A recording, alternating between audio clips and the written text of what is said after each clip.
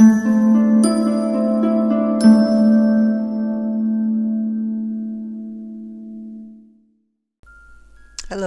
So I was asked to put up some information with my video. This is my first voiceover, and the video is 14 minutes long. I don't know if I can talk for 14 minutes.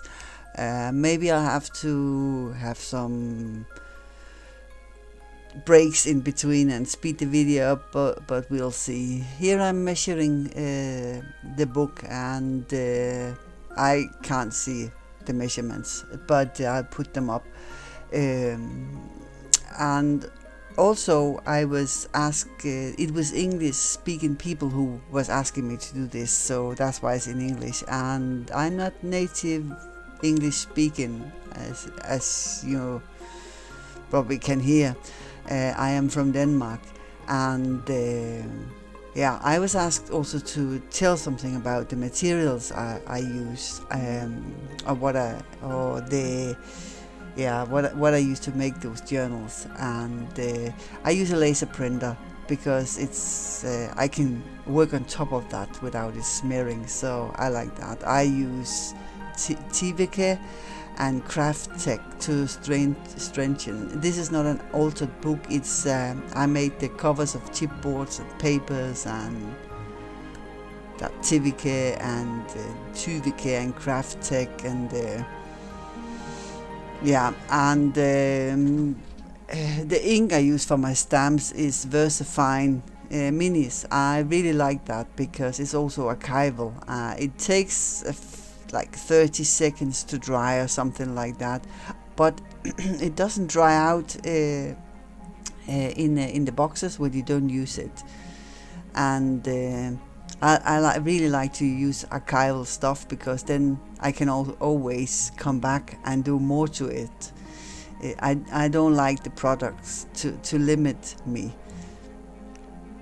And so it's archival, and the sprays I use are homemade alcohol inks. I dilute them a lot for staining papers, and you can like spray on the bottom of a glass or a cup and put it on the paper, and you get that, and it dries much faster than using tea, for instance, or coffee.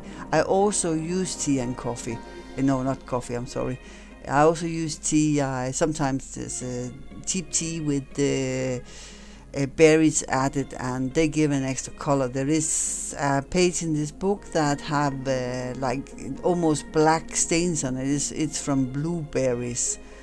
And what else do I use? I use anything actually I can get my hands on. I try to buy cheap supplies because I am not a professional crafter. This is a hobby, so I try to make things as cheap as possible.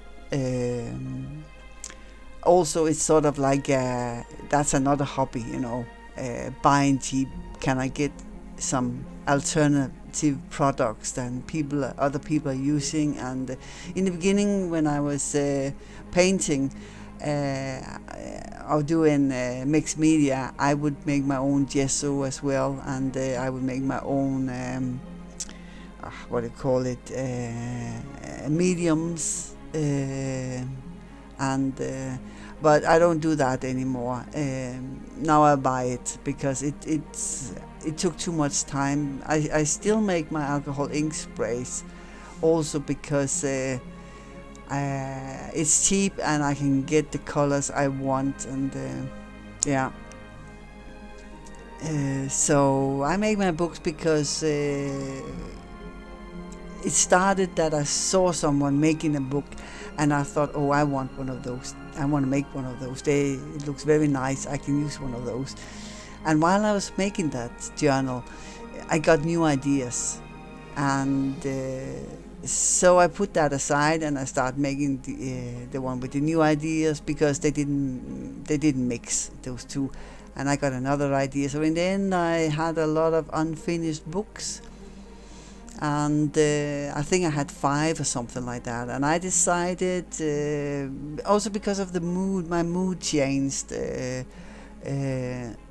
so now I have that. I have books that's according to. I work in books that's according to my mood, and well, it's. I never managed to make a book that I would use. It didn't take long before I discovered that this was a new hobby. It wasn't just something uh, where I was going to make one.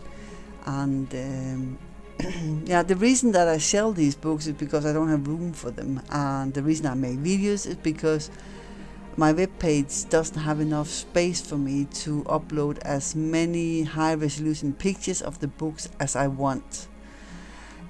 So I was never supposed to do a voiceover or speak on my videos, but then I was asked, and so I thought, okay, I'm going to try this.